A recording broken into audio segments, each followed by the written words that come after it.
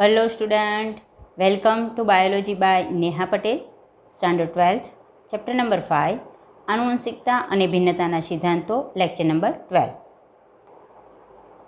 તો આજે આપણે ટેક્સ્ટબુકમાં પેજ નંબર 80 પર ટોપિક નંબર 5.3.2 આનુવંશિકતાનો રંગસૂત્રીયવાદ એના વિશે માહિતી મેળવીશું. ક્રોમોઝોમલ થિયરી ઓફ ઇનહેરિટન્સ. હવે આખો જે પણ ટોપિક તમને આપેલો છે ટેક્સ્ટબુક પ્રમાણે જ ભણાવી રહી છું, પણ એમાંથી ક્વેશ્ચન વાઇઝ ટોપિક અલગ પાડી અને જે મેં નોટ્સ બનાવેલી છે એમાંથી આપણે આગળ ભણીશું. ખાસ ધ્યાન રાખજો કે આના જે પણ પોઈન્ટ છે એ બધા જોવા માટે ટેક્સ્ટબુક તમારે સાથે રાખવાની છે. એકવાર જે હું ભણાવું છું એ વિડીયોમાંથી સાથે સાથે ટેક્સ્ટબુક પણ રિફર કરતા રહેશો અથવા ટેક્સ્ટબુક સાથે રાખશો જ્યારે પણ હું શબ્દ તમને બધા સમજાવી રહી છું. તો અહીંથી આપણે સ્ટાર્ટ કરીએ છીએ ટોપિક. અને પહેલો જે પોઈન્ટ એ ટોપિકમાં આપણે ક્વેશ્ચન તરીકે લઈએ છીએ કે મેન્ડલનું કાર્ય લાંબા સમય સુધી અપ્રચલિત રહેવાના કારણો. અહીંથી આપણે ક્વેશ્ચન સ્ટાર્ટ કરવાનો છે અને એમાં કેટલા પોઈન્ટ છે જો અહીંયા મેં પોઈન્ટ આપી દીધેલા છે. આ જ રીતે તમને નોટ્સમાં દર્શાવી રહી છું. ખાસ નોટ્સમાં કાંઈ નવા પોઈન્ટ નથી, પણ નોટ્સમાં દર્શાવવાનું રીઝન એ છે કે કઈ રીતે ક્વેશ્ચન પૂછાય તો તમે લખી શકો સાથે ટેક્સ્ટબુક રાખી અને આ ટોપિક તમે ભણતા રહેશો. ચલો તો આ ટોપિક ભણવાની આપણે સૌપ્રથમ તો શરૂઆત કરીએ. ટેક્સ્ટબુકનો ટોપિક સ્ટાર્ટ કરતાં પહેલાં સૌપ્રથમ આપણે જે હેડિંગ આપેલું છે એ શું કહેવા માગે છે એના વિશેની વાત કરીએ. આનુવંશિકતાનો રંગસૂત્રીયવાદ. આનુવંશિકતા તો આપણે આગળ પણ સમજી ગયા છીએ. તો આનુવંશિકતા માટે કઈ રીતે રંગસૂત્ર જવાબદાર છે એ માહિતી આપતો જે સિદ્ધાંત છે એને આપણે આનુવંશિકતાનો રંગસૂત્રીયવાદ કહીશું. સામાન્ય રીતે તમને જો ખબર જ હોય અથવા આગળ પણ તમે આટલું તો સમજી જ ગયા છો, ચેપ્ટર નંબર 6માં ડિટેલમાં ભણવાનું છે કે ધારો કે આ કોષ છે, કોષની અંદર કોષ કેન્દ્ર છે અને જ્યારે તમે કોષ કેન્દ્રની અંદર જુઓ છો તો તમને ઘણા બધા રંગસૂત્રો જોવા મળે છે જે સામાન્ય રીતે જોડમાં આવેલા હોય છે. બરાબર. ચલો આ રંગસૂત્રને હું જરા હાઇલાઇટ કરું તો આ રીતે તમે કહી શકો કે કોષમાં આ રંગસૂત્રો આવેલા છે. હવે અહીં કહેવા એવું માગે છે કે આનુવંશિકતા માટે આ રંગસૂત્રો ક્રોમોઝોમ્સ જે આપણે કહીએ છીએ જવાબદાર છે. તો આગળ આપણે મેન્ડલે જેને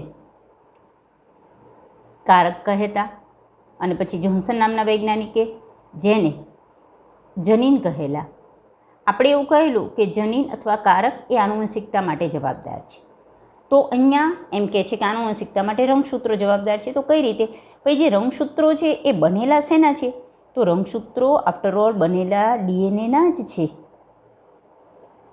ડીએનએની પેકેજિંગ થઈ અને આ જે ગોઠવણી થાય છે એને જ આપણે રંગસૂત્ર કહીએ છીએ. તો પછી આ ડીએનએ એનો એક ટુકડો, ડીએનએનો કોઈ ચોક્કસ ખંડ કે જે આપણને ખબર છે કે જનીન તરીકે વર્તે છે. તો તમે કહી શકો કે આપણે એમ કહીએ કે મેન્ડલે જેને કારક કહેલા કે જેને આપણે હવે જનીન તરીકે ઓળખીએ છીએ એ આનુવંશિકતા માટે જવાબદાર છે. તો પછી અહીંયા ઘણા બધા વૈજ્ઞાનિકોએ સાબિત કર્યું કે જેને આપણે રંગસૂત્રો કહીએ છીએ એ આનુવંશિકતા માટે જવાબદાર છે. બરાબર. પછી રંગસૂત્રો અને જનીનો એ બંને સમાન કઈ રીતે છે એના વિશેની સરખામણી પછી આગળ જોઈશું. પરંતુ શબ્દ ઉપરથી કે આનુવંશિકતા માટે રંગસૂત્ર જવાબદાર છે એ જ વસ્તુ થઈ, કારણ કે રંગસૂત્ર ડીએનએના બનેલા છે, ડીએનએનો એક ખંડ જનીન તરીકે વર્તે છે. તો જનીન આનુવંશિકતા માટે જવાબદાર છે, જે કહી શકો કે રંગસૂત્રો પણ આનુવંશિકતા માટે જવાબદાર છે. ચલો, ઘણા બધા વૈજ્ઞાનિકોએ આ થિયરી પર કામ કરેલું છે, પણ આ સમજતા પહેલાં આપણે જે મેન્ડલ નામના વૈજ્ઞાનિકે કે જેને કારક કહેલા, મેન્ડલ માટે ખાસ ધ્યાન રાખજો, મેન્ડલે જેને કારક કહેલા અને મેન્ડલે જે પણ સંશોધનો કર્યા, આપણે મેન્ડલનો એક સંકરણનો પ્રયોગ, એના આધારે પ્રભુતાનો નિયમ, વિશ્લેષણનો નિયમ, દ્વિસંકરણનો પ્રયોગ, એના આધારે મુક્ત વિશ્લેષણનો નિયમ, એ બધા ભણ્યા. તો મેન્ડલે આટલું બધું કાર્ય કર્યું હતું છતાં પણ એનું કાર્ય અજાણ કેમ રહ્યું, અપ્રચલિત કેમ રહ્યું? કારણ કે મેન્ડલના મૃત્યુ બાદ ઘણા વર્ષો બાદ એના પેપરનો અભ્યાસ અન્ય વૈજ્ઞાનિકોએ કર્યું અને પછી આપણે મેન્ડલને આનુવંશિકતાના પિતા તરીકે નામના આપી અથવા એને આપણે ઓળખીએ છીએ. એમને શ્રેય મળ્યો ત્યારે હાજર નહોતા. તો મેન્ડલે જ્યારે કાર્ય કર્યું ત્યારે એ અપ્રચલિત રહેવાના કારણો શું? બરાબર. તો તમારા ટેક્સ્ટબુકનો જે ફર્સ્ટ પેરેગ્રાફ છે એને આપણે હેડિંગ આપીશું ક્વેશ્ચન તરીકે કે મેન્ડલનું કાર્ય લાંબા સમય અપ્રચલિત રહેવાના કારણો. તો એ આપણે નોટ્સમાંથી ભણીએ. તો આપણો જે પહેલો પોઈન્ટ છે કે મેન્ડલનું કાર્ય લાંબા સમય સુધી અપ્રચલિત રહેવાના કારણો શું? પહેલાં તો મેન્ડલે તેની જે લક્ષણોની આનુવંશિકતા એના ઉપરનું કાર્ય એને કઈ સાલમાં પ્રકાશિત કરે? 1865માં પ્રકાશિત કરે. તેમ છતાં ઘણા કારણોસર 1919 સાલ સુધી એ અજાણ રહ્યું. 1919 સાલમાં આપણે વૈજ્ઞાનિકોના નામ જોઈશું કે એના દ્વારા મેન્ડલનું જે કાર્ય છે એ બાદમાં પ્રકાશિત કરવામાં આવ્યું. તો એણે ક્યારે પ્રકાશિત કર્યું હતું? 1865માં. અને 1919 સાલ સુધી છતાં પણ એ અજાણ રહ્યું. તો એ અજાણ રહેવાના કારણો શું? તો ફર્સ્ટ કહે છે કે એ દિવસોમાં, એટલે આપણે આને જ પહેલો પોઈન્ટ આપીશું અને બીજો પોઈન્ટ આપીશું. મેં એરો કર્યો છે, પોઈન્ટ ન લખો તો પણ. એ દિવસોમાં સંચાર વ્યવહાર સરળ ન હતો. બરાબર છે. કોમ્યુનિકેશન માટેના જે સાધનો હતા, અત્યારે આપણે જે મોબાઈલ ફોન છે, ટીવીના માધ્યમો છે, ટેલિફોન છે, એ બધાની શોધ ત્યારે થયેલી નહીં. એટલે એ દિવસોમાં સંચાર વ્યવહાર એટલો બધો સરળ હતો નહીં. એટલે કંઈ પણ કાર્ય, ધારો કે કોઈ એક ખૂણે સંશોધન પામેલું છે, અત્યારે આપણને ખબર છે કે તરત જ ન્યૂઝપેપરમાં આવી જાય છે, તરત જ આપણે એ બધા જ વિડીયોઝ આપણને મળી રહે છે મોબાઈલ દ્વારા. હવે તો ગૂગલ સર્ચ મારતા તરત જ બધા સંશોધન વિશે જાણી શકો છો. તો એ સમયે એવું થતું કે વિશ્વમાં કોઈ એક ખૂણે ધારો કે કોઈ સંશોધન થતું, તો એ વિશ્વમાં પ્રચલિત થતા અથવા ફેલાતા ઘણો સમય લાગતો, કારણ કે સંચાર વ્યવહાર, બરાબર, કોમ્યુનિકેશન માટેના સાધનો ત્યારે ખૂબ જ ઓછા હતા. નેક્સ્ટ રીઝન, એ મેન્ડલ નામના વૈજ્ઞાનિકે એવું કહેલું કે કારકો, જેને આપણે અત્યારે જનીનો તરીકે ઓળખીએ છીએ, કે જે લક્ષણોની અભિવ્યક્તિનું નિયંત્રણ કરે છે. ઇન શોર્ટ, લક્ષણ આવવા માટે જવાબદાર ઘટક એ સમયે મેન્ડલે કારક કહ્યા હતા, કે જેને આપણે અત્યારે જનીન તરીકે સ્વીકારીએ છીએ. પરંતુ આ એની જે વિચારસરણી હતી કે ખરેખર આવું કંઈક છે, તે અંગેના એના વિચારો તેના સમકાલીનોએ સ્વીકાર્યા નહીં. સમકાલીન એ સમયના જે લોકો હતા, એ સમયના જે વૈજ્ઞાનિકો હતા, એ આ વાત સ્વીકારવા તૈયાર ન હતા કે ભાઈ આવું કંઈક હોય કે જે લક્ષણો છે એના માટે જવાબદાર કોઈ ઘટક હોય છે કે જેને કારક કહી શકાય.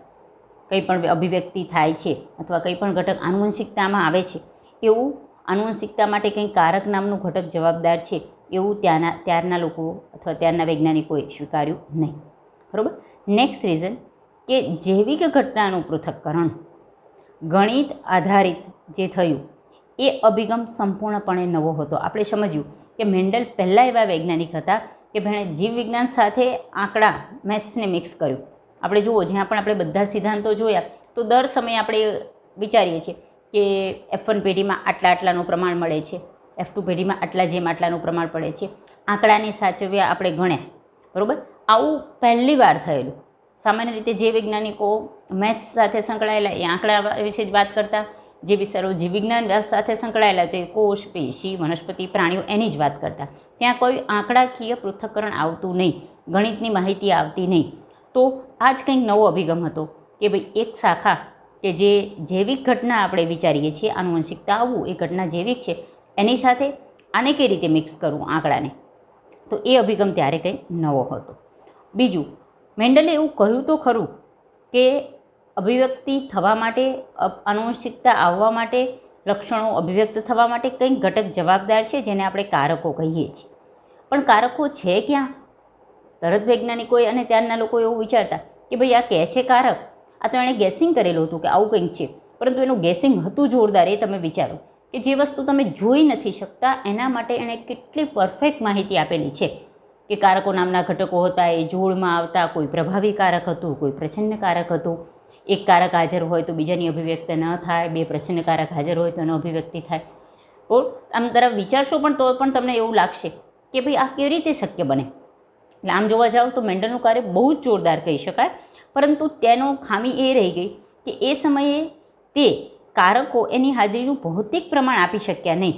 ત્યારે દર્શાવી ન શક્યા કે આ કારક નામના ઘટકો કોષ કેન્દ્રની અંદર કોઈ આ જગ્યાએ હાજર છે. બરાબર.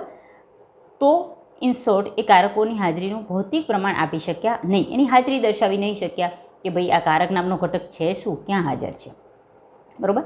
અને એ પણ ન દર્શાવી શક્યા કે ભાઈ કારકો હાજર છે, એ તો ન દર્શાવે કારકો કયા દ્રવ્યના બનેલા છે, શેના બનેલા છે. અત્યારે આપણે ખબર પડી જ જાય કે જનીન એ ડીએનએનો એક ખંડ છે. ડીએનએ શું છે? બરાબર. ડીઓક્સીરિબોન્યુક્લિક એસિડ છે, એક પ્રકારનું જૈવિક ઘટક છે. તો કારકો કયા દ્રવ્યના બનેલા છે તે પણ એ સમજાવી શક્યા ન હતા. તો આટલા રીઝન થયા કે જેના કારણે મેન્ડલનું કાર્ય લાંબા સમય સુધી અપ્રચલિત રહ્યું. કેટલા સમય સુધી? 1865માં એણે પ્રકાશિત કર્યું. 1919 સાલ સુધી કોઈએ એ સ્વીકાર્યું નહીં અથવા અપ્રચલિત રહ્યું. બરાબર. તો અહીંયા તમારો પેજ નંબર 80 પર અને 81 પર આપેલો પહેલો પેરેગ્રાફ એ તમારે આ રીતે આન્સર તરીકે લખવાનો રહેશે. ટેક્સ્ટબુકમાં જોઈ લેજો, આ જ રીતે પોઈન્ટ છે, ટેક્સ્ટબુકથી વધારાનો કોઈ પોઈન્ટ નથી. બરાબર. નેક્સ્ટ આપણે એમ કહ્યું કે 1900ની સાલમાં એનું કાર્ય છે એ પ્રકાશિત થયું. 1865માં પ્રકાશિત થયું. 1900ની સાલમાં અન્ય વૈજ્ઞાનિકોએ મેન્ડલના કાર્ય પર કાર્ય કર્યું અને જોયું કે ખરેખર એ જ્યારે પણ સંશોધન કરતા તો એમને લાગ્યું આવું તો ખરેખર પહેલાં સંશોધન થઈ ગયું છે. તો 1900ની સાલમાં કયા કયા વૈજ્ઞાનિકોએ શું સમજૂતી આપી એના વિશેની માહિતી કરીએ. તો પેજ નંબર 81 પર જે સેકન્ડ પેરેગ્રાફ છે ત્યાં હેડિંગ આપીશું કે મેન્ડલના કાર્યની અન્ય વૈજ્ઞાનિકો દ્વારા અપાયેલી સમજૂતી. બરાબર છે. ચલો, તો એ પોઈન્ટ આપણે ટેક્સ્ટબુકમાં જ સાથે રાખો અને એમાં ઘણા બધા વૈજ્ઞાનિકોના નામ આપેલા છે. વૈજ્ઞાનિકોના નામ પણ આપણા માટે MCQ માટે મહત્ત્વના છે અને ક્વેશ્ચન તરીકે પૂછાય તો આટલો ટોપિક આપણે આ રીતે લખીશું. તો એ પોઈન્ટ સમજીએ. તો ફર્સ્ટ પોઈન્ટ છે કઈ સાલમાં? 1900ની સાલમાં 3 વૈજ્ઞાનિક, ત્રણેયના નામ યાદ રાખીશું: દ વ્રીસ, કોરેન્સ અને શેરમાર્ક. આ 3 વૈજ્ઞાનિકોએ સ્વતંત્ર સ્વરૂપે, બરાબર છે, એમણે ત્રણેય ભેગા થઈને આ કાર્ય નથી કર્યું. ધ વ્રીસ પણ પોતાની રીતે આનુવંશિકતા માટે કાર્ય કરતા હતા, કોરેન્સ નામના વૈજ્ઞાનિક પણ, શેરમાર્ક નામના વૈજ્ઞાનિક. તો ત્રણેય એ સ્વતંત્ર સ્વરૂપે આ જે લક્ષણોની આનુવંશિકતા સંબંધિત જે મેન્ડલના પરિણામો હતું એનું પુનઃ સંશોધન કર્યું. મેન્ડલના કાર્ય હતું એનું સંશોધન એમણે આગળ ધપાવ્યું કે મેન્ડલે આ કહ્યું છે તો શું બધા જ સજીવો માટે સાચું છે?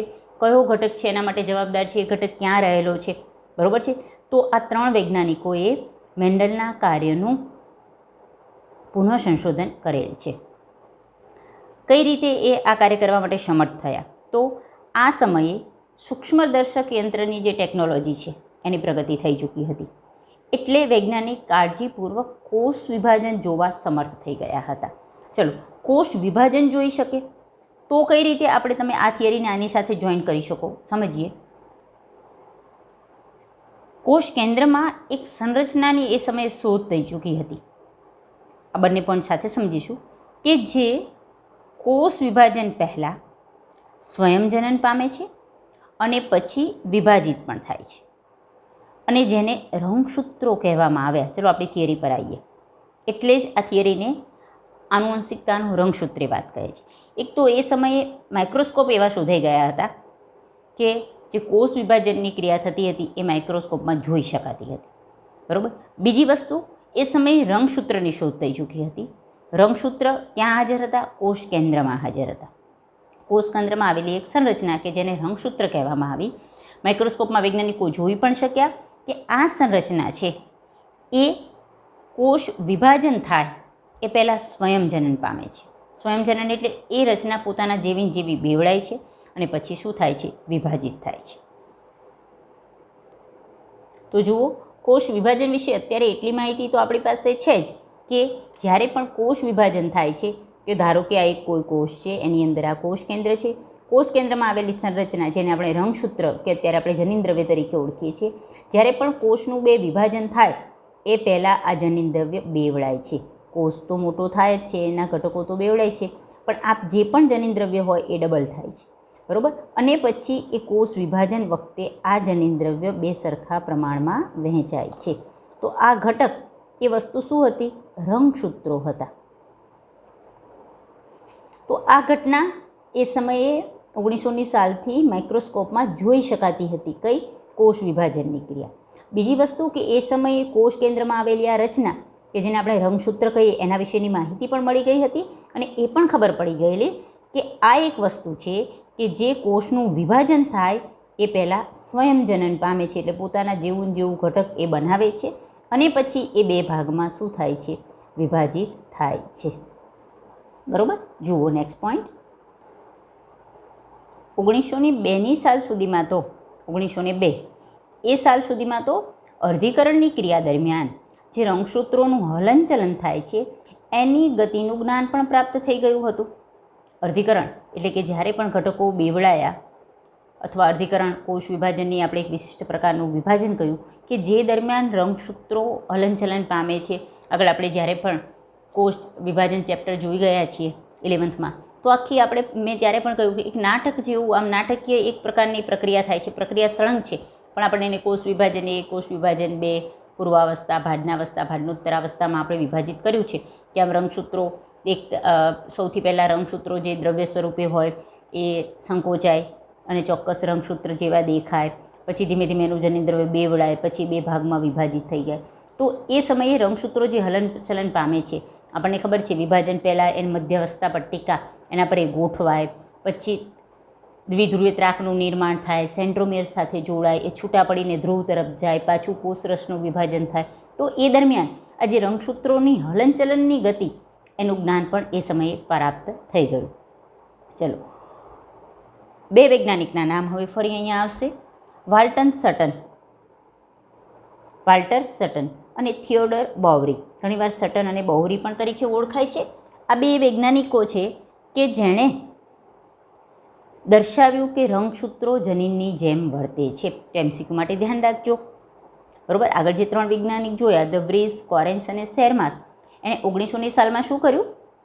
આનુવંશિકતા સંબંધિત જે કાર્ય હતું મેન્ડલનું એનું પુનઃ સંશોધન કર્યું. એના વિશેની આપણે વાત કરી કે કેમ એ પુનઃ સંશોધન કરી શક્યા. તો એના 3 રીઝન કે માઇક્રોસ્કોપની શોધ થઈ ગઈ, એમાં કોષ વિભાજન જોઈ શકાયું, કોષ કેન્દ્રની અંદર રંગસૂત્રની શોધ થઈ કે જે કોષ વિભાજન પહેલાં સ્વયંજનન પામે પછી વિભાજિત થાય, અર્ધીકરણ દરમિયાન રંગસૂત્રોની ગતિવિધિ નિહાળી શક્યા. તો આના પરથી 3 વૈજ્ઞાનિકોએ એ કાર્ય કર્યું. અહીંયા તમને કહે છે કે સટન અને બોવરી એણે શું કર્યું કે આ જે રંગસૂત્રની થિયરી છે એને જનીન સાથે સાંકળી કે જેને મેન્ડલ કારક કહેતા હતા. જુઓ, ખરેખર આપણા ચેપ્ટરનો આ ટૉપિક શું છે, આના પછી જે બધા સંશોધનો આવશે એ આ વૈજ્ઞાનિકો દ્વારા સંશોધન થયેલું છે. આના પહેલાં જે સંશોધન થયું એ બધું મેન્ડલનું જોયું. આ એવો વચ્ચેનો પોઈન્ટ છે જે સાંકળે છે મેન્ડલના કાર્યને અને નવા વૈજ્ઞાનિકોએ જે સંશોધન કર્યું છે એના કાર્યને. બરાબર, તો સટન અને બોવરી, વાલ્ટર સટન અને થિયોડર બોવરી, એણે સમજાવ્યું કે રંગસૂત્રો જનીનોની જેમ વર્તે છે. એમસીક્યુ માટે આ શબ્દ પણ આવી શકે. કયા 2 વૈજ્ઞાનિકોએ એવું દર્શાવ્યું કે રંગસૂત્રો જનીનોની જેમ જ વર્તે છે? ભાઈ, અત્યારે તો આપણને ખબર છે કે જનીન છે જે ડીએનએનો ટુકડો છે અને ડીએનએની ગોઠવણી એના દ્વારા જ રંગસૂત્રો બને છે. પણ એ સમયે મેન્ડલે કારક કયા, પછી જે જનીન તરીકે ઓળખાયા, અને આ વૈજ્ઞાનિકોએ એમ કીધું રંગસૂત્ર. તો આપણે જેને જનીન કહીએ છીએ, કારક કહીએ છીએ, એલએલ કહીએ છીએ, અથવા વૈજ્ઞાનિકો તમે એમ સમજી શકો કેપિટલ ટી જે LL કહેવાયા, small T capital T. બરાબર, એ કારક એ જ રંગસૂત્રો છે અથવા રંગસૂત્રો છે એ જનીનોની જેમ વર્તે છે એ સમજાવનાર આ 2 વૈજ્ઞાનિક છે. ચલો, કોષ વિભાજનની જે 2 પ્રકાર છે, સંભાજન તેમજ અર્ધીકરણ, એ બંને પ્રક્રિયામાં રંગસૂત્રોની વર્તણૂકને ધ્યાનમાં રાખીને એ પ્રક્રિયા દરમિયાન સારી રીતે આપણે સંભાજન અને અર્ધીકરણ અત્યાર સુધીમાં શોધાઈ ગયેલું, અને એ દરમિયાન જે રંગસૂત્રો વર્તણૂક પામે છે કે રંગસૂત્રો જે બેવડાય છે, પછી મધ્યવસ્થા પટ્ટિકામાં વહેંચાય છે, પછી 2 ભાગ થાય છે, એ સમયે એની જે વર્તણૂક છે એને ધ્યાન રાખીને સમજી શકાય કે જનીનોની જેમ રંગસૂત્રો પણ જોડમાં આવેલા છે. ચલો, જનીન કયા? કે સામાન્ય રીતે આપણે એવું કહેતા હતા કે કેપિટલ ટી, જેને એલએલ અથવા જનીન કહીએ, તો એ જ રંગસૂત્રો છે. તો અહીંયા હંમેશા આપણે જોડ જ લઈએ છીએ. જો ભલે પ્રભાવી કે પ્રચ્છન્ન, કેપિટલ ટી લઈએ અથવા કેપિટલ ટી લઈએ અથવા સ્મોલ ટી લઈએ, તો આને આપણે જનીન કહીએ છીએ. તો જેમ જનીન જોડમાં છે, તો જ્યારે સંભાજન અને અર્ધીકરણ જોયું તો વૈજ્ઞાનિકોએ જોયું કે એ રીતે રંગસૂત્રો પણ જોડમાં છે. તો ઇન શોર્ટ, જનીનની જે થિયરી હતી એ જ રંગસૂત્રની થિયરી છે. બરાબર, અથવા જનીનો એ જ રંગસૂત્રો છે, એ સાબિત કરવા માટેના આ બધા પોઈન્ટ છે. તો જેમ જનીન છે એમ જોડમાં હતા, એમ રંગસૂત્રો પણ જોડમાં આવેલા છે. એવું વૈજ્ઞાનિકોને સંભાજન અને અર્ધીકરણ દરમિયાન રંગસૂત્રની વર્તણૂક જોઈને લાગ્યું કે રંગસૂત્ર પણ જોડમાં છે. તો આગળ વૈજ્ઞાનિકોએ જે જનીન કે કારકો કયા હતા એ પણ જોડમાં હતા. બરાબર, તથા એક જનીનની જોડના બંને એલએલ કયા? એક કોઈ જનીનની જોડ આવી હોય કેપિટલ ટી એટલે એનો 2 એલએલ, એક કેપિટલ ટી બીજો કેપિટલ ટી, અથવા કેપિટલ ટી સ્મોલ ટી, એ બંને એલએલ સમજાત રંગસૂત્રના સમજાત સ્થાન પર આવેલા છે. આ બહુ જ આઈએમપી પોઈન્ટ છે, આ સમજજો. સમજાત રંગસૂત્ર એના સમજાત સ્થાન પર આવેલા છે. કોણ? એક જનીનની જોડના બંને એલએલ. આ સમજાવું છું. ચલો, આ ધારો કે સમજાત રંગસૂત્રો છે, સમજાત રંગસૂત્રોની જોડ છે. ઇન શોર્ટ, સમજાત રંગસૂત્રો પણ હંમેશા જોડમાં હોય. સમજાત રંગસૂત્રો કોને કહેવાય? અહીં તમને એમ કહે છે કે એક જનીનની જે જોડ છે તેના બંને એલેલ એટલે આપણે ખબર છે કે એમાં જે પણ બે વૈકલ્પિક કારકો છે, જે વિરોધાભાસી લક્ષણ ધરાવતા બે કારકો છે, કોઈ પણ એના બંને એલેલ એ સમજાત રંગસૂત્ર પર સમજાત સ્થાને આવેલા હોય છે. શું દર્શાવે છે? કઈ રીતે? ધારો કે કોઈ એક જનીનની જોડ છે આવી કેપિટલ ટી સ્મોલ ટી, બરાબર. હવે જુઓ, આ જોડ છે એક જ લક્ષણ માટેની, ઊંચાઈના લક્ષણ માટેની, છોડના ઊંચાઈ માટે. પછી એ કેપિટલ ટી હોય કે સ્મોલ ટી હોય, કોઈ પણ હોય, આ એક જ લક્ષણ અભિવ્યક્ત કરે છે. તો આ એક લક્ષણ માટેના કોઈ પણ જે બે એના ઓપ્શન છે, એની વન, ચલો તમે આ લઈ લો કે આ કેપિટલ ટી એક કેપિટલ ટી ને સ્મોલ ટી છે, ધારો કે આવું. તો ધારો કે અહીંયા કેપિટલ ટી એ આવેલું છે અહીંયા, તો એના માટેનું જે બીજું જનીન છે સ્મોલ ટી, એના સમજાત રંગસૂત્ર, આ બે સમજાત રંગસૂત્રો કહેવાય. એટલે એના બીજા સમજાત રંગસૂત્ર પર સમજાત સ્થાને જ આવેલું હોય, એટલે એક્ઝેક્ટ આ સાઈડ અહીંયા આવેલું હોય આ સ્મોલ ટી. સમજાય છે? એવું ન થાય કે કેપિટલ ટી અહીંયા હોય તો એના માટેનું સ્મોલ ટી અહીંયા હોય. પછી કંઈ પણ હોય, ધારો કે કેપિટલ ટી હોય તો પણ અહીંયા કેપિટલ ટી, અહીંયા કેપિટલ ટી. સ્મોલ ટી હોય તો અહીંયા સ્મોલ ટી. તો એક્ઝેક્ટ જુઓ આ સાઈડ, તો આમાં પણ આ સાઈડ અહીંયા આ પોઈન્ટે તો અહીંયા જ આવેલું હોય. ધારો કે કોઈ બીજું લક્ષણ માટેનું જનીન છે, ચલો આગળ આપણે જોયેલા તે ગોળાકાર સપાટી માટેનું, આ ઊંચાઈ માટેનું છે. ધારો કે બીજું આપણે ધારો કે લક્ષણ લઈએ કે બીજની સપાટી, એના માટેના ઓપ્શન આપણને ખબર છે. બીજની સપાટી માટે આવું હોઈ શકે. કયા ઓપ્શન હોઈ શકે? Capital R, small R. તો એ જનીન છે ધારો કે એ અહીંયા આવેલું છે, એમાં ધારો કે આ પેર છે આપણી પાસે. તો કેપિટલ આર અહીંયા હોય તો એના સમજાત રંગસૂત્ર પર સમજાત સ્થાને જ એનું બીજું જનીન આવેલું હોય. એવું ન હોય કે આ અહીંયા હોય તો અહીંયા ક્યાંક બીજે આર આવે. ધારો કે બીજું સ્મોલ આરની જોડ હોય તે અહીંયા જ આવેલી હોય. બે સ્મોલ આર હોય તો અહીંયા સ્મોલ આર તો સ્મોલ આર હોય, બરાબર. તો એક જનીનની જોડ લઈ લો, કોઈ પણ આ લો કે કોઈ પણ એક જનીનની જોડ અને તેના બંને એલેલ, આ બે એલેલ છે એ સમજાત રંગસૂત્ર પર, આ બંને સમજાત રંગસૂત્રો કહેવાય, એના સમજાત સ્થાને જ આવેલા હોય, એક્ઝેક્ટ આ સ્થાને જ આવેલા હોય. સમજી શકાય? તો આ વાક્ય ખાસ સમજજો. તો હવે રંગસૂત્રો અને જનીનની વર્તણૂક એની સરખામણી દર્શાવતું આપણે કોષ્ટક જોઈએ કે ભાઈ જે જનીનો હોય છે એવા જ રંગસૂત્રો છે. હવે તમને એ ને બી આપેલું છે, બરાબર, પેજ નંબર 82 પર. કોઈને નથી કહેલું કે કયું જનીન અથવા કયું રંગસૂત્ર છે. તમે કંઈ પણ લઈ લો, ધારો કે આ રંગસૂત્ર છે તો કે આ જનીન છે. જુઓ, એ ધારો કે આને રંગસૂત્ર લઈ લો તો આપણે કીધું કે રંગસૂત્ર જોડમાં હોય છે, સમજાત રંગસૂત્રની જોડ હોય છે. એ રીતે જનીનો પણ જોડમાં હોય છે. કાં કેપિટલ ટી હોય, કેપિટલ ટી સ્મોલ ટી હોય, કેપિટલ આર હોય, કેપિટલ આર સ્મોલ આર હોય, બરાબર છે. ધારો કે એને આપણે જનીન કહીએ તો જનીનો જોડમાં છે, રંગસૂત્રો પણ જોડમાં છે. ચલો, જન્યુના નિર્માણ દરમિયાન તે એવી રીતે વિશ્લેષણ પામે છે કે જન્યુઓની પ્રત્યેક જોડમાંથી માત્ર એક જ જન્યુમાં પ્રવેશી શકે. તો આના માટે પહેલાં આપણે પેજ નંબર 81 પર જે કોષ વિભાજનવાળી ફિગર આપેલી છે એ જોઈ લઈએ, એટલે આ પોઈન્ટ આપણે સારી રીતે સમજી જઈશું. ટેક્સ્ટબુકની પેજ નંબર 81. જુઓ, આ ફિગર શું દર્શાવે છે કે ધારો કે કોઈ એક કોષ લીધો છે કે જેની અંદર ટોટલ 4 રંગસૂત્ર છે. ચલો, રંગસૂત્રોની સંખ્યા કેટલી છે? 4 છે. એક યલો, બરાબર, અહીંયા એક આ રેડ જેવું બતાવેલું છે, આ ઓરેન્જ અને આ ગ્રીન, 4 રંગસૂત્રો છે. તો G1 તબક્કો, પછી G2 તબક્કો આપણને ખબર છે. એના પહેલાં વચ્ચે S તબક્કો આવે, સિન્થેસિસ તબક્કો, કે જે દરમિયાન રંગસૂત્ર બેવડાય છે, સ્વયંજનન પામે છે. એટલે G2 તબક્કામાં તમે જુઓ, યલો ડબલ થઈ ગયા છે, રેડ ડબલ થઈ ગયા છે, ઓરેન્જ પર ડબલ અને ગ્રીન પણ ડબલ, બરાબર છે. જ્યારે પણ અર્ધીકરણ થાય, જન્યુઓના નિર્માણ વખતની વાત છે, કારણ કે આપણે લિંગી પ્રજનન જોઈ રહ્યા છીએ. ધારો કે આ F1 પેઢીનો કોઈ એક કોષ લીધો છે, બરાબર, તો આ પિતૃ પેઢીનો કોઈ કોષ લીધો છે, તો એમાં જ્યારે જન્યુઓ બને ત્યારે કઈ રીતે બને? તો એ વખતે અર્ધીકરણની પ્રક્રિયા થાય જ. તો અહીં સમયે શું થશે? અર્ધીકરણ 1 એની ભાજનોત્તર અવસ્થા. હવે મારે આ બધું રિપીટ કરાવવાની જરૂર નથી. અને જો તમને આના વિશેનો આઈડિયા ન હોય તો તમે સ્ટાન્ડર્ડ 11નું કોષવાળું જે ચેપ્ટર છે એ મારું સારી રીતે એકવાર જોઈ લેશો તો આ બધા જ આઈડિયા આવડી જશે. બેઝિક વસ્તુ છે 11નું એ આવડવું જ જોઈએ, તો જ 12થના આ બધા ટોપિક આવડશે. એટલે મેં ભારપૂર્વક સારો એવો સમય લઈ અને એ બધા ચેપ્ટર દર્શાવેલા છે. કોઈને ક્યાંય અર્ધીકરણ, કોષ વિભાજનની પ્રક્રિયામાં ક્યાંય તકલીફ હોય તો એ બધા જ વિડીયો તમે જોઈ લેશો તો તમારા બધા જ પ્રોબ્લેમનું ત્યાં સોલ્યુશન થઈ જશે. અહીંયા રિપીટ કરવા નહીં રહીએ. અર્ધીકરણ 1 અને અર્ધીકરણ 2 આપણને ખબર છે. અર્ધીકરણ 1 દરમિયાન જુઓ આવી કંઈક પ્રક્રિયા થાય. આ શું દર્શાવે છે કે ધારો કે આ કોષ છે તો આ દ્વિધ્રુવીય ત્રાકનું નિર્માણ થાય છે અને એ સેન્ટ્રોમિયર સાથે જોડાય છે. બરાબર છે. અને અહીંથી એ છૂટા પડવાનું. અર્ધીકરણ 2 એની ભાજનોત્તર અવસ્થા દરમિયાન શું થાય છે કે આ રીતે અહીંયા આ 2 યલો છૂટા પડ્યા, 2 રેડ છૂટા પડે છે, 2 રેડ છૂટા પડે છે, 2 ગ્રીન પણ છૂટા પડે છે.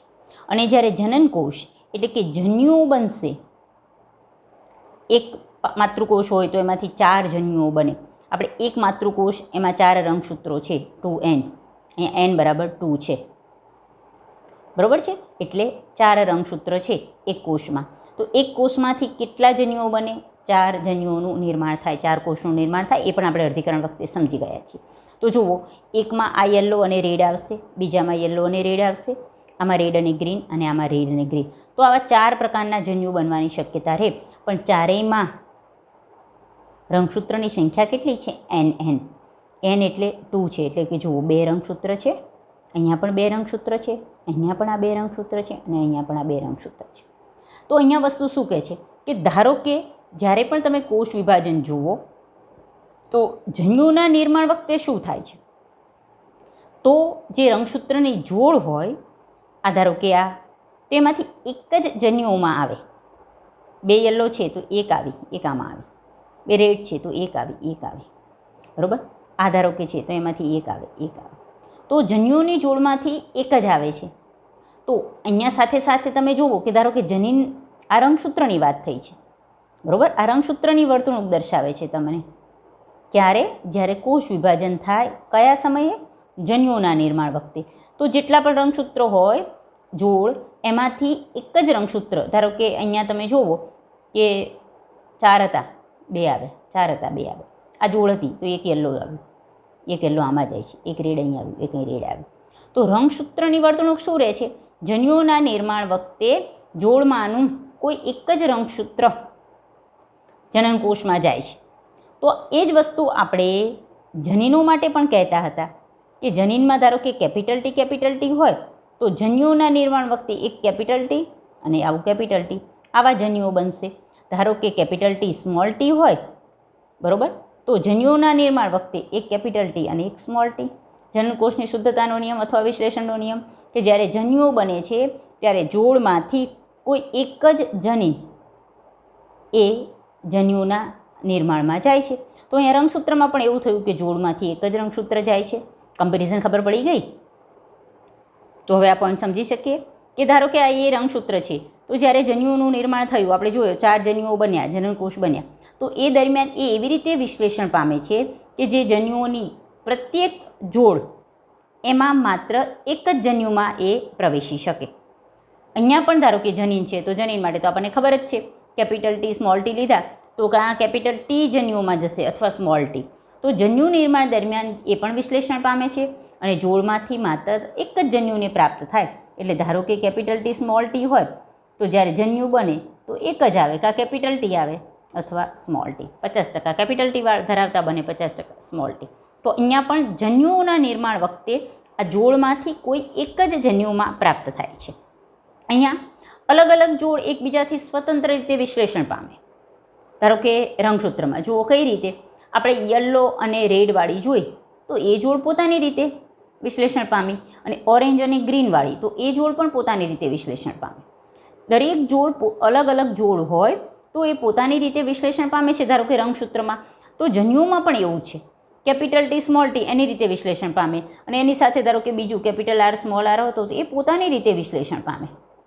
આગળ આપણે આર અને વાય વાળું ઉદાહરણ જોઈ જ ગયા છીએ, કેપિટલ વાય સ્મોલ વાય વાળું કે કેપિટલ વાય વાળું. સમજાય છે?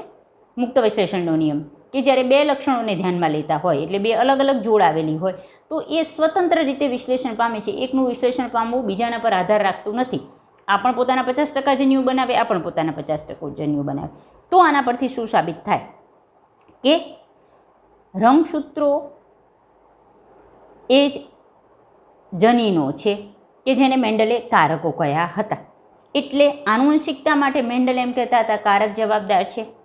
પછીના વૈજ્ઞાનિકોએ કારકને જનીન કીધા અને એમ કીધું કે આનુવંશિકતા માટે જનીન જવાબદાર છે. અને હવે આ વૈજ્ઞાનિકે કીધું કે આ જનીનો છે એ જ રંગસૂત્રો છે. તો એમનો રંગસૂત્રીયવાદ છે આનુવંશિકતા માટેનો કે આનુવંશિકતા માટે રંગસૂત્ર જવાબદાર છે. આફ્ટર ઓલ થયું તો એક જ. ચલો, સટન અને બૌરી આ વૈજ્ઞાનિકે જે એમ કહ્યું કે રંગસૂત્રો એ જ જનીનો છે, એણે એવો તર્ક રજૂ કર્યો કે રંગસૂત્રની જોડ બનાવી. જો રંગસૂત્રમાં પણ એવું થાય છે, જોડ બને છે. 4 હતા તો યલો અને રેડની જોડ બની. કોઈ પણ આડીઅવળી જોડ બની શકે એવું પાછું ફિક્સ નથી. એના માટે પણ એમણે દર્શાવેલું છે. રેડ અને ગ્રીનની જોડ બને, શક્યતા કોઈ પણ જોડ બનવાની હોઈ શકે. સટન અને બૌરીએ તર્ક રજૂ કર્યો કે રંગસૂત્રની જોડ બનાવી અને પછી એનું અલગ થવું એટલે કે વિશ્લેષણ પામવું એ પોતાની સાથે લઈ જવા રહેલા કારકોનું પણ વિશ્લેષણનું કારણ બને.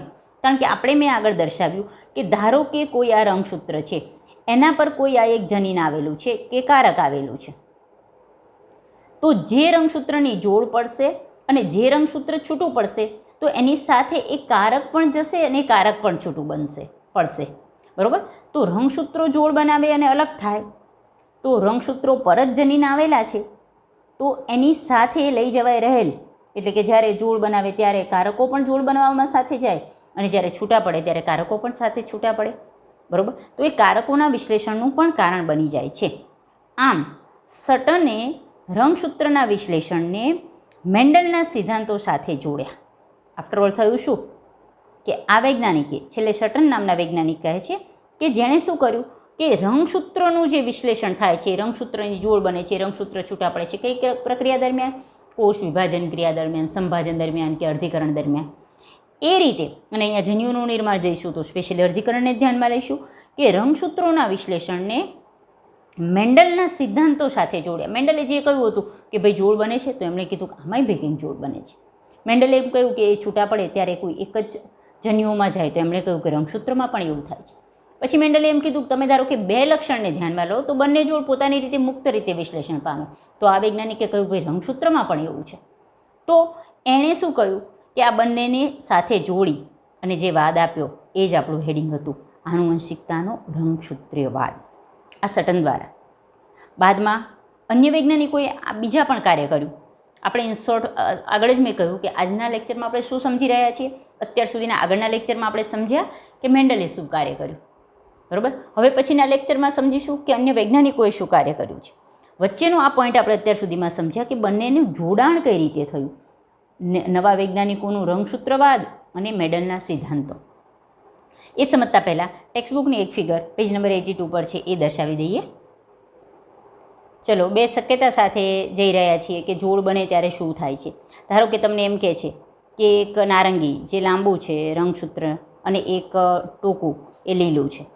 બરાબર? અને એક પીળું એ ધારો કે લાંબુ છે યલો અને એક લાલ છે એ નાનું છે.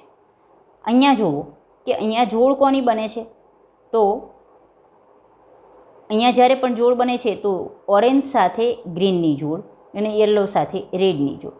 ચલો, એવી પણ શક્યતા બને કે આ કોષમાં આ 4 જ પ્રકારના ઓરેન્જ, યલો, ગ્રીન અને રેડ જ છે, પરંતુ જોડ બનતી વખતે ઓરેન્જની સાથે રેડની જોડ બની છે, યલોની સાથે ગ્રીનની જોડ બની છે.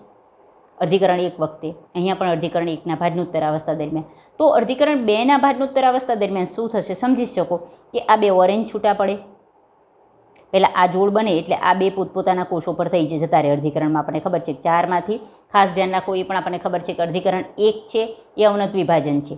એ દરમિયાન જે પણ કોષો બને એમાં સંખ્યા અડધી થઈ જાય. જો આ 4 હતી તો અહીંયા આ 2 જે કોષ બન્યા એમાં 2 કોષ બની ગયા છે. સેમ અહીંયા 4 હતી 2. બરાબર છે? અર્ધીકરણ 1. ચલો, અર્ધીકરણ 2માં ધારો કે આ 2 કોષ છે એમાં અર્ધીકરણ 2 થાય છે. તો અહીંયા જે આ રેડવાળા 2 અહીંયા આવ્યા, અહીંયા ગ્રીનવાળા 2 આવ્યા, અહીંયા યલોવાળા 2 આમ જતા રહ્યા અને એટલે ઇનશોર્ટ અહીંથી આ 2 ભાગ થયા. તો અહીંયા જ્યારે પણ છૂટા પડશે તો એક રેડ એક ગ્રીન, સોરી એક ઓરેન્જ એક ગ્રીન, એક ઓરેન્જ એક ગ્રીન, એક યલો એક રેડ, એક યલો અને રેડ. તો અહીંયા હવે જે કોષો બનશે એ 2 વાળા જ બનશે. એટલે આપણે ખબર છે કે અર્ધીકરણ 2 છે એ સંભાજન જેવું છે એમાં જનસંખ્યા 2 હતા તો 2 વાળા જ બને. આ એક કોષ તો 2 વાળા, આ 2 વાળા છે તો એમાંથી 2 વાળા. સેમ અહીંયા શું થાય કે ધારો કે રેડ છે એની સાથે ઓરેન્જ છે તો red orange, yellow green yellow green. આવી 2 શક્યતાઓ મૂળ હોઈ શકે છે, સિમ્પલ વસ્તુ. પણ શું થાય કે જે જોડ બને એ પ્રમાણે એની સાથે એના જે લઈ જવાતા કારકો છે એ પણ એની સાથે શું થાય છે, વિશ્લેષણ પામે છે. આના વિશે આગળ જેમ જોતા જશો એમ વધારે તમને ક્લિયર થતું જશે, બરાબર. ચલો તો આગળનો પોઈન્ટ સમજીએ. અન્ય વૈજ્ઞાનિકનું જે સંશોધન છે એના વિશેની હવે વાત કરીએ. ટેક્સ્ટબુકમાં પેજ નંબર 83 પર. ચલો આગળ જે બોવરી અને સટન નામના વૈજ્ઞાનિકે જે આખો જ સિદ્ધાંત આપેલો છે, જે તર્ક રજૂ કરેલો છે બંને વૈજ્ઞાનિકોએ, કે આનુવંશિકતાનો રંગસૂત્રવાદ જે આપેલો છે એનું જ સંશ્લેષણ આગળ એનું જે એના વિચાર છે એનું જ પાલન કરી અને આગળ અન્ય વૈજ્ઞાનિક થોમસ હન્ટ મોર્ગન એણે પણ પોતાની રીતે રંગસૂત્રવાદ વિશેની માહિતી આપી. તો થોમસ હન્ટ મોર્ગન દ્વારા અપાયેલ આનુવંશિકતાનો રંગસૂત્રવાદ એણે કામ સટન અને બોવરીના કાર્યને અનુલક્ષીને જ કરેલું છે, બરાબર. પણ એણે કંઈક અલગ રીતે કાર્ય કર્યું. દરેક વૈજ્ઞાનિકનો કોન્સેપ્ટ કંઈક અલગ હોય, કે અન્ય સજીવો પર કાર્ય કરતા હોય, કંઈક બીજું ધ્યાનમાં લેતા હોય, બરાબર. કંઈક અલગ પોઈન્ટ વિશે વિચારતા જાય તો જ આપણને આગળ જતાં વધુને વધુ માહિતી મળતી જાય છે. કોઈ એક વૈજ્ઞાનિક ભાઈ વિચારી દે, ચલો થોમસ આગળ આપણે જે પણ બધા ધ વ્રીસ ને શેરમાર્ક ને કોલિન્સ, સટન, બોવરી એ બધા વૈજ્ઞાનિકો એમ ધારી લીધું હોય કે મેન્ડલે કીધું એ સાચું, બસ હવે આમાં આપણે કંઈ સ્વીકાર લો, ફાઇનલ છે. પરંતુ એમણે એનું વિશ્લેષણ કર્યું, શોધ્યું, એમને કંઈક નવું લાગ્યું, એમણે કંઈક પોતાનું એડ કર્યું, બરાબર છે. તો હવે સટન અને બોવરીએ જે રંગસૂત્રવાદ આપ્યો એને આગળ થોમસ હન્ટ મોર્ગને પોતાની રીતે કાર્ય કર્યું. તો તમારા પેજ નંબર 83 પર જે પેરેગ્રાફ છે તો એ આ વિચારોનું જ, એટલે આનુવંશિકતાનું જે રંગસૂત્રવાદ છે એનું જ આગળ કાર્ય થોમસ હન્ટ મોર્ગન દ્વારા કરેલું છે. એટલે કે થોમસ હન્ટ મોર્ગનનો આનુવંશિકતાનો રંગસૂત્રવાદ સમજાવો, બરાબર. અથવા તમે એમ કહી શકો કે આ વૈજ્ઞાનિકે ખાસ આનુવંશિકતાનો જે રંગસૂત્રવાદ હતો એનું પ્રયોગાત્મક ચકાસણી કરી.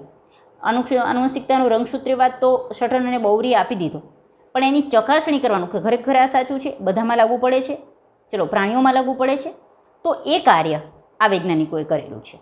તો થોમસ હન્ટ મોર્ગન અને તેના સાથીઓએ આનુવંશિકતાના રંગસૂત્રવાદ અથવા એનો જે સિદ્ધાંત હતી એની પ્રયોગાત્મક ચકાસણી કરી. ધ્યાન રાખજો.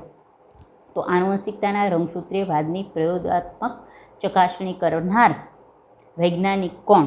તો થોમસ હન્ટ મોર્ગન અને એના સાથીઓ.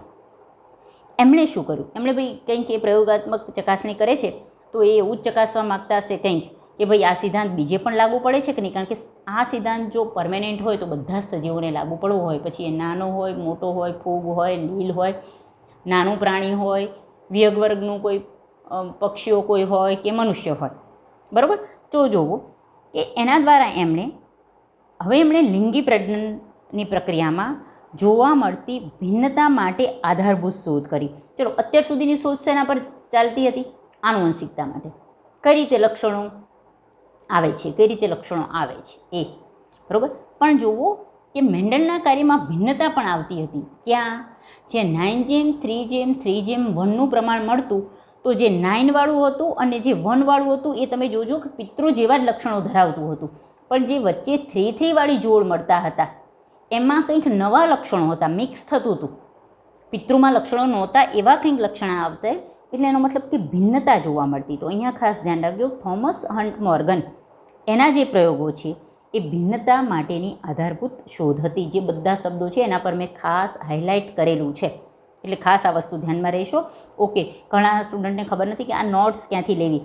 તો આ બધા જ જે હું ટૉપિક જે તમને કરાવી રહી છું 12થમાં મોટા ભાગે, તો જ્યારે નોટ્સ તૈયાર થાય છે તો તમારે પ્લેલિસ્ટમાં જવાનું અને એનો જે ફર્સ્ટ વિડીયો હોય, આ બધા જ વિડીયોનું પ્લેલિસ્ટમાં નાખી અને ટોટલ કરું છું. ધારો કે ચેપ્ટર નંબર 5, તો એનો જે ફર્સ્ટ વિડીયો હશે એમાં જે જોડે લિંક આપેલી હોય એના ડિસ્ક્રિપ્શન બોક્સમાં, બરાબર. તો એ લિંક તમે ઓપન કરશો તો આની તમને PDF મળી જશે. ખાસ ધ્યાન, કારણ કે ઘણા સ્ટુડન્ટ પૂછતા હોય છે કે મેડમ તમે ભણાવો છો, તમે લખેલી છે નોટ્સ મળે ક્યાંથી, બરાબર. જે તે ચેપ્ટરમાં જેમાં બનાવેલી છે એમાં છે, પછી ઘણા શોધીને કે છે આમાં નથી, આ છે તે છે, બરાબર. જેટલામાં મારી જોડે અવેલેબલ આખી થઈ ગઈ છે, તો જે તે ચેપ્ટરનો ફર્સ્ટ વિડીયો એના ડિસ્ક્રિપ્શન બોક્સ એમાં જે લિંક છે એમાં તમે PDF એની જોઈ શકશો. ચલો આગળ જઈએ. મોર્ગને કોના પર પ્રયોગ કર્યો? MCQમાં ઘણીવાર પૂછાયેલો ક્વેશ્ચન. મોર્ગન નામના વૈજ્ઞાનિકે ફળ માખી, ફ્રૂટ ફ્લાય કહેવાય છે, માખીઓના જે પ્રકાર છે, હાઉસ ફ્લાય, ઘર માખી અલગ છે, ફળ માખી અલગ છે, બંનેના જનીનો પણ અલગ છે.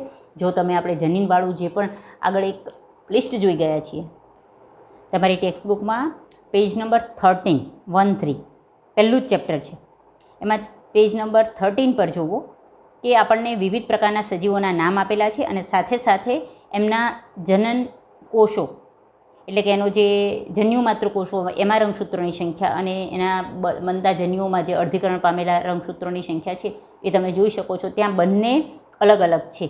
દર્શાવું છું તમને. જુઓ પેજ નંબર 13 પર જે આખું આ કોષ્ટક છે આપણું, કે જન્યુમાત્ર કોષમાં રંગસૂત્રોની સંખ્યા, અને જો અહીંયા પણ જોઈ શકો કે જ્યારે એમાં જન્યુઓ બને ત્યારે આના કરતાં અડધી સંખ્યા થઈ જાય. તો જુઓ ઘર માખી, જેને હાઉસ ફ્લાય કહે છે, એના દ્વિકીય કોષમાં 12 હોય, બરાબર. તો અહીંયા આપણને ખબર છે કે એના જે પણ જનીન બને છે એમાં 6 આવે છે. તો આ ઘર માખી છે. ફળ માખી, જો એમાં કેટલા છે? 8 છે. તો એના જે જન્યુઓ છે એમાં 4 આવશે. તો એની છોકરા આ 12 છે ને 8 છે, જન્યુઓની સંખ્યા જ અલગ છે, એટલે આ બંને માખી અલગ છે. તો અહીંયા ફળ માખી પર પ્રયોગ કરેલા છે ભાઈ. તો આ MCQ માટે ફળ માખીમાં પણ એમણે કઈ જાત પર પ્રયોગ કર્યા એના વિશે સમજીએ. ચલો, મોર્ગને કોના પર કાર્ય કર્યું છે? ફળ માખી પર, MCQ માટે. અને ફળ માખીમાં એનું નામ છે, વૈજ્ઞાનિક નામ ડ્રોસોફિલા મેલેનોગેસ્ટર. યાદ રાખીશું, ડ્રોસોફિલા મેલેનોગેસ્ટર, બધાએ નામ યાદ રાખવાનું છે. મોર્ગને કઈ ફળ માખી પર પ્રયોગ કર્યું? તો ડ્રોસોફિલા મેલેનોગેસ્ટર. ચલો, કેમ ભાઈ એણે આ માખી લીધી? કંઈક સાનુકૂળતા હશે તો જ એણે પ્રયોગ માટે આ માખીનો સહારો લીધો હશે, કે એણે આ માખીમાં શોધવા પ્રયત્ન કર્યો હશે. એક કે આ માખી છે અને એક તો પ્રયોગશાળામાં સરળ રીતે સંશ્લેષિત માધ્યમમાં ઉછેરી શકાય છે, બરાબર. કારણ શું? કે તમે કુદરતી રીતે એ વસ્તુ થતી જ હોય પણ એ સમય લે, અને માખી છે તો ઉડતી રહે, ક્યાં પ્રજનન થાય છે, કેટલી સંખ્યા મળે છે જોઈ ન શકો. તો સંશ્લેષિત માધ્યમમાં પ્રયોગશાળામાં એ પ્રજનન કરાવી અને માખીઓને ઉછેરી શકાતું હતું. એક બહુ મહત્ત્વનું કાર્ય, એટલે પ્રયોગશાળામાં જ જોઈ શકાય કે આની સાથે આનું પ્રજનન કરાવ્યું તો જે માખી નિર્માણ પામી એ માખીના લક્ષણો કેવા છે એ. બીજી વસ્તુ કે એનું જીવનચક્ર ટૂંકું, 2 અઠવાડિયામાં જ પૂર્ણ થઈ જતું. ભાઈ જેનું જીવનચક્ર ટૂંકું હોય તો એનો ફાયદો અહીંયા મોર્ગન નામના વૈજ્ઞાનિકે લીધો. કેમ? જલ્દી જીવનચક્ર હોય એટલે પ્રજનનની ક્રિયા પણ ઝડપી થાય, સંતતિ પણ ઝડપી ઉત્પન્ન થાય, રિઝલ્ટ તમને ઝડપી મળે. ધારો કે કોઈ સજીવ છે બહુ જ વર્ષ જીવે છે તો એનો આગળનો વૃદ્ધિકાળ પણ ધીમો હોય, પછી એનો પ્રજનનકાળ દરમિયાન સંતતિના નિર્માણની પ્રક્રિયા પણ ધીમી હોય, બરાબર. તો એણે આ માખી છે એ પોતાનું જીવન માત્ર 2 જ અઠવાડિયામાં પૂર્ણ કરે છે, તો એનો ફાયદો મળ્યો. બીજું કે એક જ મૈથુનની, અહીંયા મૈથુનની પ્રક્રિયા એટલે જે પ્રજનનની પ્રક્રિયા, લિંગી પ્રજનન માટે નર અને માદા જન્યુઓનું જોડાવા માટે જે પ્રાણીઓ વચ્ચે થતી ભૌતિક પ્રક્રિયા એને મૈથુન કહેવાય છે. તો અહીંયા તમને કહે છે કે એક જ મૈથુનથી અહીંયા માખીઓની વિપુલ સંતતિ પેદા થાય. ભાઈ હવે જ્યારે પણ વધારે સંતતિ પેદા થાય છે તો તમે એના પરના લક્ષણોનો અભ્યાસ સારી રીતે કરી શકો છો. કોઈ 2 કે 3 જ માખી ઉત્પન્ન થતી હોય તો તમે લક્ષણો વિશે સારી રીતે અભ્યાસ ન કરી શકો. જુઓ, આ જ વસ્તુ મેન્ડલે પણ કીધેલું, ઘણા બધા બીજ લેતા, એ બધા બીજ વાવે તો એક સાથે જોઈ શકતા કે ભાઈ 1000 બીજ વાવ્યા તો આટલા છોડાવા થયા, આટલા છોડાવા થયા. જ્યારે પણ કોઈ એક લક્ષણ માટે તમારે કાર્ય કરવું હોય તો જેમ વધારે સભ્યો પર તમે કાર્ય કરો તો એનું રિઝલ્ટ તમે એનું અવલોકન સારી રીતે કરી શકો, બરાબર. તો અહીંયા વિપુલ સંતતિ પેદા થાય તો એ જોઈ શકે કે ભાઈ આવી માખીનું પ્રજનન આની સાથે થયું તો આટલી માખીઓ ઉત્પન્ન થાય છે, એમાંથી કઈ કેવી છે અને કના લક્ષણો કેવા છે, એનું અવલોકન સારી રીતે થઈ શકે, બરાબર. તો અહીંયા ઘણીવાર ક્વેશ્ચન પણ પૂછાય છે કે મોર્ગને ફળ માખી અથવા ડ્રોસોફિલા મેલેનોગેસ્ટર પર કાર્ય કર્યું તો એના એ પ્રયોગ માટે સાનુકૂળ કેમ સાબિત થઈ આ માખી? એના માટેના કારણો તો 1, 2 ને 3 જોયા. હજુ 2 કારણો છે, જોઈ લઈએ. એક તો તેમાં સ્પષ્ટ લિંગભેદ જોવા મળતો. આ નવું જ કંઈક આવ્યું. અત્યાર સુધી શું હતું કે જે છોડ હતો એ નર કે માદા એવું નહોતું, કારણ કે આપણે જે વટાણાના છોડ પર પ્રયોગ કર્યા તો એ છોડમાં જે પણ પુષ્પ હતું એ દ્વિલિંગી હતું. નર પ્રજનન, માદા પ્રજનન અને બંને એ પુષ્પમાં હતું, એટલે એમાં કંઈ કયો નર છોડ ઉત્પન્ન થાય છે માદા એવું અલગ કંઈ વિચારવાનું રહેતું જ નહોતું. અહીંયા સ્પેશિયલી સજીવ અહીંયા જે છે એમાં જે સંતતિઓ પેદા થતી એમાં લિંગભેદ જોવા મળતો. એટલે અહીંયા લિંગભેદ એટલે નર અને માદા એની સહેલાઈથી એક તો ઓળખાઈ થઈ શકતી. તો અહીંયા એ પણ કાર્ય થતું કે ભાઈ કયું લક્ષણ નરમાં આવે છે, કયું માદામાં આવે છે, કેમ માદામાં નથી આવતું, આવે છે તો નરમાં કેમ વધારે જોવા મળે છે વિવિધતા, કે આવે છે કે નથી આવતી, બધું. તો અહીંયા આ બે વસ્તુને પણ ધ્યાનમાં લઈ શકાતું હતું. બીજી વસ્તુ કે તેઓમાં આનુવંશિકતાના વિવિધતાઓના અનેક પ્રકાર હતા. એક તો ફળમાખીમાં આનુવંશિકતા માટે જે ચેન્જીસ આવતા, જ્યારે પણ બે માખી વચ્ચે પ્રજનન કરાવે કોઈ એક નર અને માદા લઈને, તો કંઈક અમુક અલગ અલગ ભિન્નતા ધરાવતી બહુ માખીઓ જોવા મળતી. એટલે જ આપણે આગળ કહ્યું કે જે ભિન્નતા માટેનું બેઝ મોર્ગનના કાર્ય પરથી જ આપણને મળ્યો, બરાબર. અને સૂક્ષ્મદર્શક યંત્રના લો પાવરમાં પાછું આ તમે ઇઝીલી જોઈ શકતા, એકદમ કોઈ બહુ ડિટેલમાં, બહુ એકદમ હાઈ પાવરનું સૂક્ષ્મદર્શક યંત્ર, માઇક્રોસ્કોપની જરૂર ન પડતી, સિમ્પલ લો પાવરમાં જુઓ તો પણ આ બધા લક્ષણો તમે સારી રીતે જોઈ શકતા. કે ભાઈ કોક માખી છે તો એમાં તરત એના આંખોનો રંગ ચેન્જ જોવા મળતો, કોઈ માખીઓ છે તો એના દેહનો રંગ જુદો જોવા મળતો, કોઈ માખીઓ છે એમાં પાંખની સાઇઝ જુદી જોવા મળતી. તમે એને આ માખીને તમે લો પાવરમાં પ્રયોગશાળામાં જુઓ માઇક્રોસ્કોપમાં તો ઇઝીલી જોઈ શકાતું. તો આ બધા રીઝન હતા ફળમાખી લેવા માટેના મોર્ગનના. એટલે જ ફળમાખી એને પ્રયોગ માટે વધુ સાનુકૂળ થઈ. અને આ પ્રયોગ પરથી એમણે બહુ મહત્ત્વના જે સિદ્ધાંતો આપ્યા, સહલગ્નતા અને પુનઃસંયોજન, એ આપણે નેક્સ્ટ લેક્ચરમાં જોઈશું. આજનો લેક્ચર સિમ્પલ હતો, ડિસ્ક્રિપ્ટિવ હતો. મેં તમને અલગ અલગ બધા ક્વેશ્ચન પાડી અને આજનો લેક્ચર અહીંયા પૂરો કર્યો છે. નેક્સ્ટ લેક્ચર વેરી આઈએમપી, બહુ જ ધ્યાનથી સમજજો. ઘણા સ્ટુડન્ટને સહલગ્નતા અને પુનઃસંયોજનમાં ક્યાંક ને ક્યાંક તકલીફ થાય છે, એકદમ ઇઝી પોઈન્ટ છે. મારી સાથે રહીને નેક્સ્ટ લેક્ચર આપણે ધ્યાનથી સમજીશું. આજનો લેક્ચર આની સાથે આપણે પૂરો કરીએ છીએ. જય હિન્દ.